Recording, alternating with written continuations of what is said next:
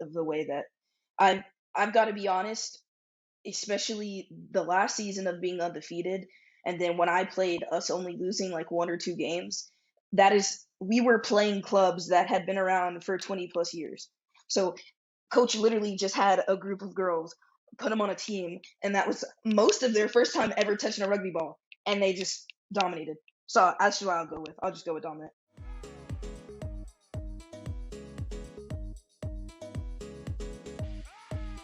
Welcome to Voices of Melanin, the first and only podcast that features the power and focus of melanin athletes. I am your host and CEO, Jamie Skrupski, welcoming you to our very first episode of Voices of Melanin. Today, we are featuring Howard University Women's Rugby Club team with head coach Kate Aversano and players Wes and Layla and Sydney Poe. On today's episode, we will focus on highlighting minority athletes in the rugby world and the importance of representation in sports. First, if you guys can give yourself an introduction and let us know how you got involved in rugby. Yeah, my name's Sydney Poe. Right now, I'm the media and communications manager for the team. I'm actually a former player. This is like my first official season not being a player, but I'm a part of the founding team, a part of a lot of the trailblazing and groundbreaking history. So I wasn't really ready to leave the team, and I still wanted to help. So now this is the way that I'm helping out, is making sure that we're still able to promote the amazing history that we're accomplishing, and making sure that the media sees that, and brands like you and what you guys are doing is really important, because like we're about to be the first HBCU team to go to regionals, so stuff like that, it's really important to be covered and highlighted. So we're just happy that you have your mission statement in promoting things like this, and that you invited us on the show. I'm Kat Aversano. I am the head coach of Howard University Women's Rugby. I grew up in coastal area Virginia in Yorktown, and I've been coaching rugby for a decade now and got started playing over 2 decades ago. So I don't like to think about the years, but that's where we're at. Okay, sorry about the delay. My name is Wesley Gomes. I'm a senior political science major, English minor at Hampton, Virginia, from Hampton, Virginia, and I got involved in rugby because I was in the HU 24 group chat. Everybody graduating 24, and Takunda sent our team captain sent a message in the chat and was like, "Is anybody interested in rugby?" And I just only thing I knew about rugby was that it was a contact sport that you didn't wear any pads. That's all I knew. And I was like, I love sports, and I've never been able to play a contact sport before. And I told my mom, I was like, I think I'm gonna try out for the rugby team. And that was it. And everything's been history since. And I've been so proud to be a part of this organization, and so proud to be able to represent it everywhere that I go and try to recruit players. It's been a great journey so far. And lately, Hello, my name is Layla Bilia. I'm a freshman film and television major from, I live in San Antonio currently, but I went to school in the UK at a place called Royal Hospital School. And that's really where I was first introduced to rugby. It was kind of schoolboy rugby culture and seeing all the guys go out and participate, and it was really competitive. And I remember seeing it, and at first, my first game, it was kind of all I knew was American football. And then so my friends kind of told me the rules, and I slowly learned how it worked.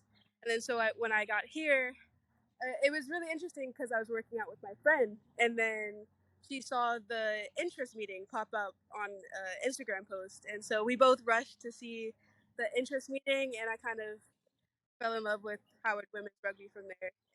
I've really enjoyed being on the team. Transitioning from playing Coach Aversano, how and when did you find your passion to coach rugby?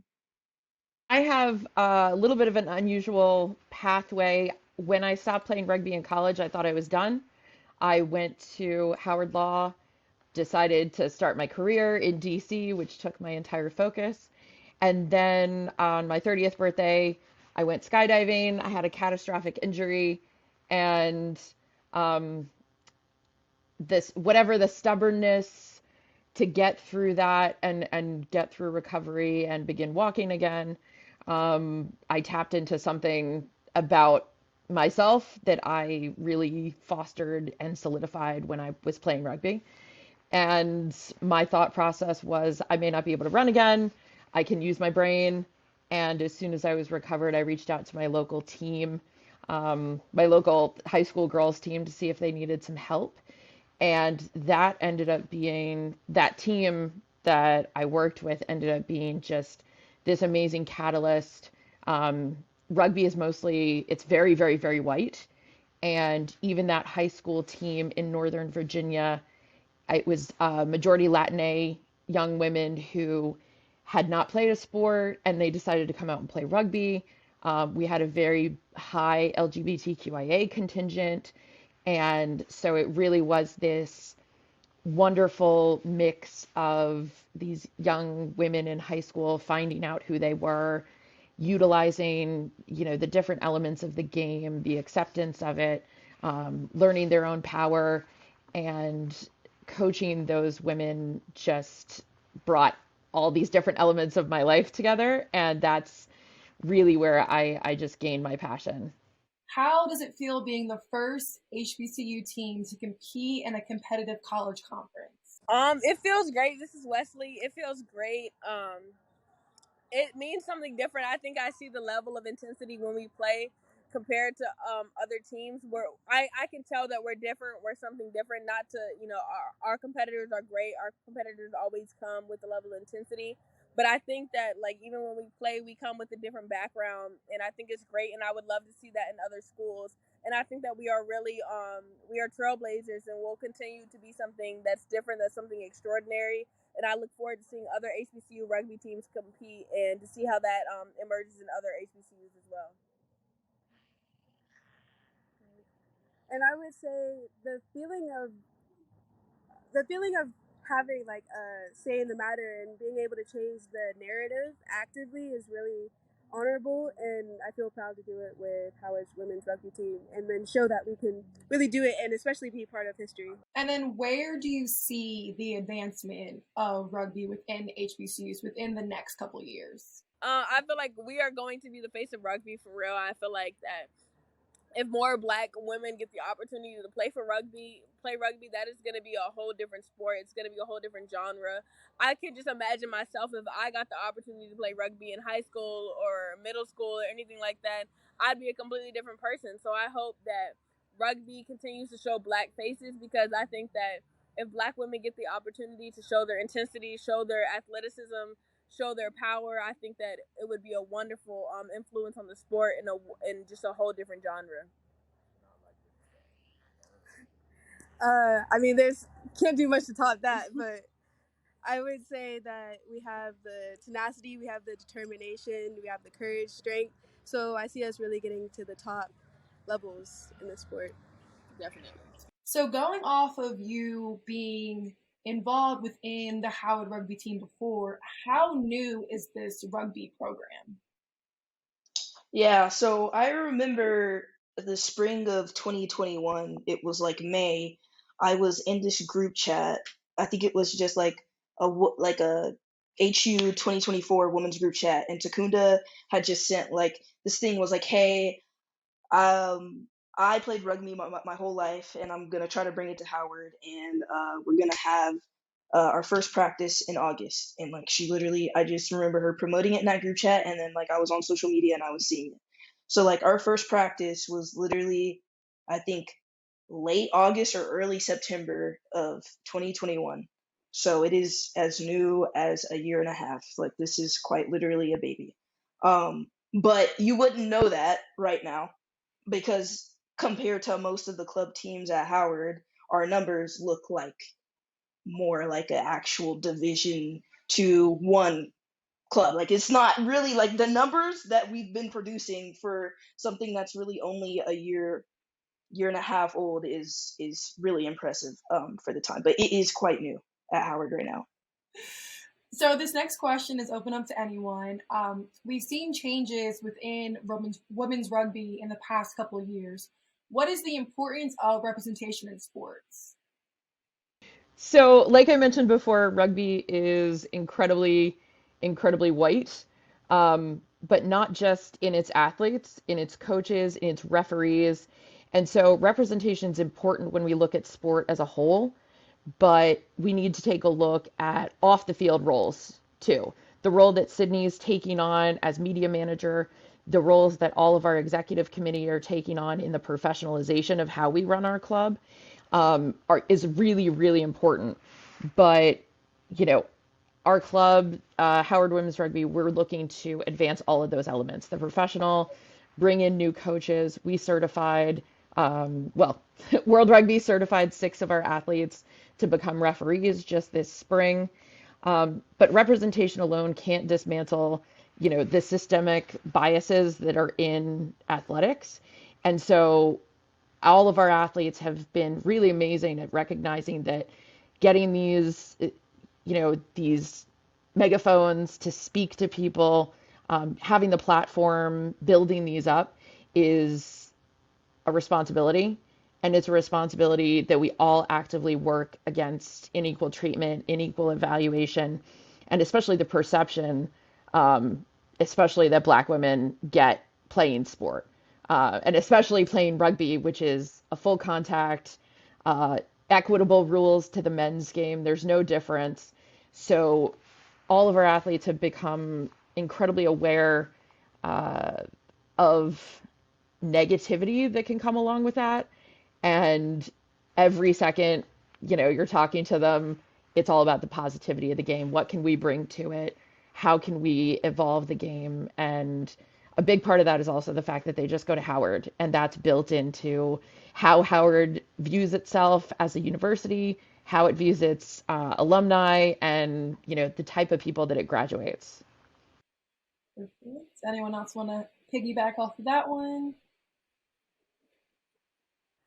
Definitely. I'd like to answer from the perspective of somebody who's like new to the sport. I definitely I see what the sport has done for me. I've always played sports growing up. I'm not new to being athletic, new to being in athletics. But I've never met a sport like rugby. I've never met a sport that challenged me physically like rugby, challenged me mentally like rugby. Um, One thing about rugby is it's a physical sport, but you have to play correctly. You have to play by the rules. You have to do everything right. And I would love to see, as we talk about representation, I would love to see that for younger Black women. There's no, like, when I say that there's no sport like rugby, I'd like to see that the level of physicality, the level of intelligence within younger women, younger Black women especially, because I think that would teach life lessons that could translate beyond the pitch, beyond everything. And I think that I would like to set that mark at Howard so that people will know that they can come to an HBCU, get the HBCU experience, and still experience a physical sport like rugby. And I'd like to see that more on the high school level, more across the United States, that young people, young Black women, especially, can play rugby and be physical and not be ashamed to be physical and not be ashamed to be aggressive in the way that rugby challenged you to be.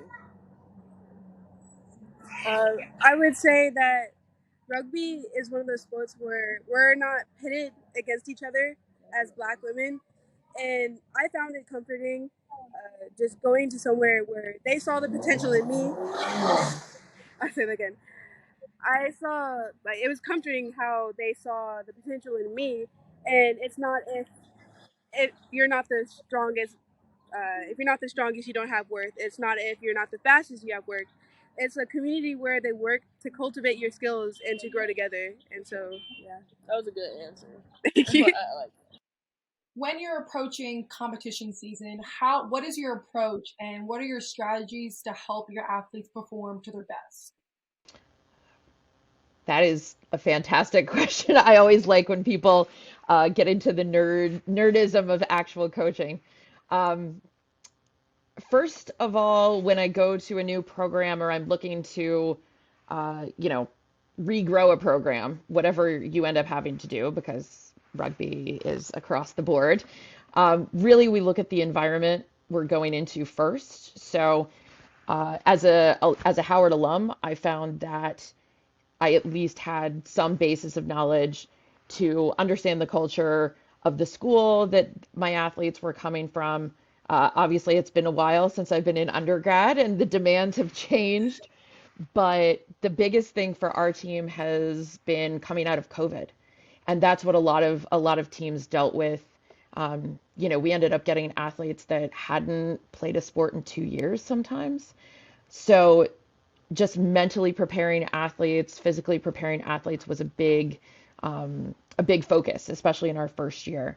But if I'm looking at any season, I first approach it with the periodization technique, which is you break down your season into high points, ramp up points, low points, so that your athletes, you're trying not to throw too much chaos at them all at once. They know when there's going to be a week off. We really try to stick to that. Sometimes there are meetings that have to happen, but we really try to stick to that and honor the promises that we provide our athletes. And, let them know when we're ramping up, let them know when we're cooling down. This season, we've brought in a yoga instructor as well as a neuroperformance psychologist for training. And obviously, they're not full-time scholarship athletes, and I have a full-time job. So we do try to incorporate that as much as possible, but learning the rules of the game and the safety elements of the game and spending time on the field is also incredibly important. So balancing all those different elements is definitely challenging, but we just try to do our best. And I try as much as possible to create an environment where feedback is wanted, where they feel they can provide feedback. Let me know how they're feeling. If it's a stressful week at school, I will hear that. That doesn't always mean we're going to cancel practice, but it does mean we can shift some things around. Have a more joyful warm up, something along those lines. And it's balancing 45 women on a team to figure out how we can meet the needs of the program, meet the needs of what our competition has coming up, and also not run our athletes into the ground. Yes, perfectly said. So for Sid, how did you transition from being an athlete, being a rugby player, to the position that you're in right now? Yeah, it's definitely it was not the easiest transition, and it's still not the easiest thing because I'm very competitive and I love playing sports. I've played sports my whole life. So, and one of the main reasons that I had to step back this semester was just really due to injury and the amount of times I was getting injured. So it's just like, and any athlete understands the process of injuries and what that does to you mentally. So, I mean, that was just hard in and of itself. So it kind of took a while to figure out the healthy balance of being like, okay, I'm not necessarily like a true athlete, like playing on this team anymore, but like this is still like a part of my family. This is still like, again, like I'm a part of the founding team. Like, really, only like 20 of us can say that, and we'll ever be able to say that. Like, that's just a fact. And every rookie that comes and goes, it's like a beautiful thing to see them and to see how we've grown. But that group that was there, that came from the group chat that Takunda sent, that came from a year of online school, or that just came out of the pandemic. There was really something special about that. So I'm always very thankful and blessed for that season and all of my seasons that I had. But it's like I do enjoy what I'm doing because I really feel like, the first day, Coach Cat asked all of us, like, why did we want to play rugby? Why did we choose a sport? And anytime I answer that question, it's because of this lack of representation. This, like, oh, that's a white sport. Like, black people don't play that. I played lacrosse all of high school. People are like, oh, black people don't play lacrosse. So I, like, get so irritated when people say, oh, black people don't do this. It just really, like, it just irritates me because that's literally never true. That's just, you're not seeing it. You're not seeing that black people do it. So I feel like my job right now is to help other people see that this exists. This is what we're doing. Black women are playing the sport. So, I mean, it sucks because I'm not like playing anymore, but at the end of the day, I think it all worked out because I am doing still what Coach asked, what our purpose was of joining the team. These are still my sisters. These are still people I see every day. So I'm still just as much a part of them as I was before. But it definitely was a harder transition. And I'll say Sid was made a big impact on the pitch, everything she was doing. She's also very busy with other extracurriculars. And, one of the things, like, like Sid mentioned, one of the things we try to remind our athletes is rugby can literally suck up your entire life. It's you get really obsessed with it, and there's so much work to be done, especially when we're talking about making sure Black women are seen playing the game. But the beauty of it is that it doesn't end after college. There are women's teams, there's the WPL.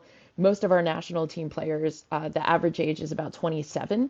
So our athletes are nowhere near peaking.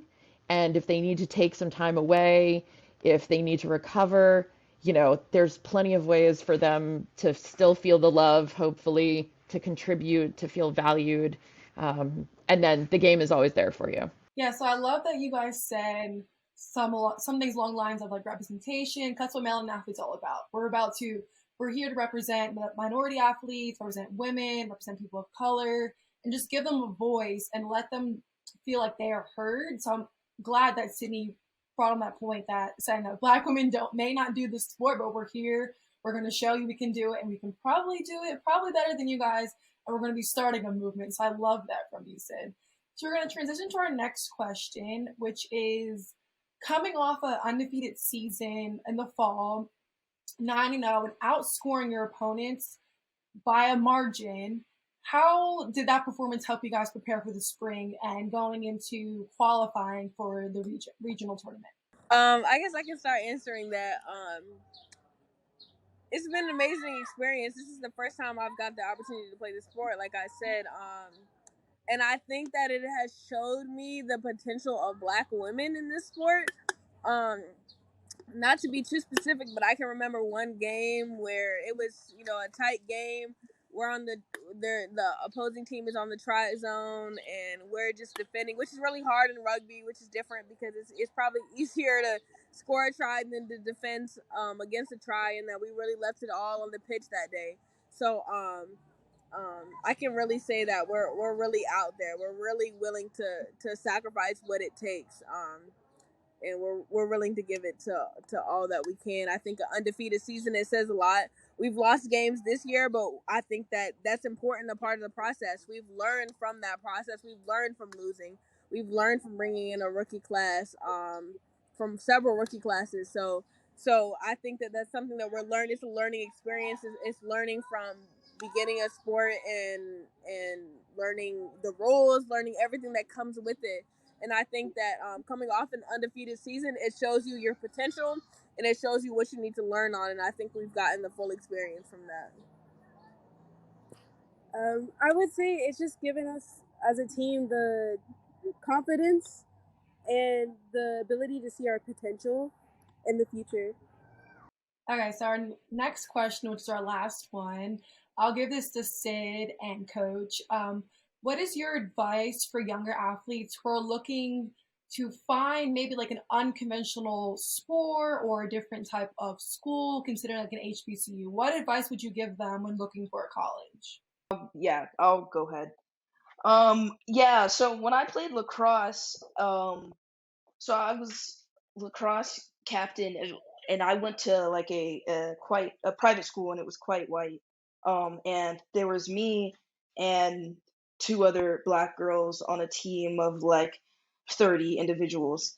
And that was an experience in and of itself because I constantly felt like I was having to prove myself as a player, as an athlete, as a student, as a person. I felt like there was always I felt like I was never really able to play for my love of the sport, but I was always having to prove that like I belonged in that space.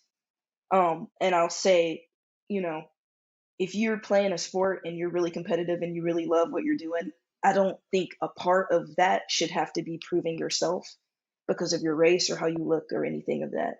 So I think my advice to somebody who's looking to play a sport at an HBCU is like that kind of all goes away.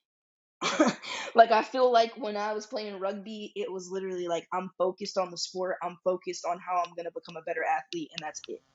Like that's it. All this other stuff we're doing, it's fun. Like it's fun to talk to the media. It's exciting to promote this, but there's not the success we've had has not been off of we have anything to prove. It's literally been off of the fact that we love what we're doing and we're just good at what we're doing. There's nothing like, nobody on the team feels like they have anything to prove.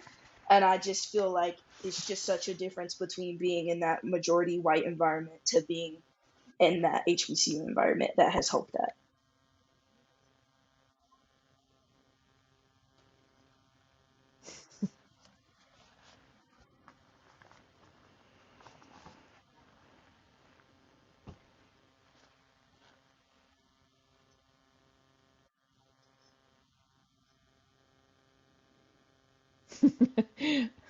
I love that.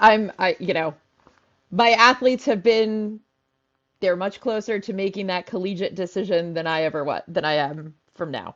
Um, but I would say, you know, attending Howard for law school was a really big decision of mine. Part of it, I was still very young when I made that decision.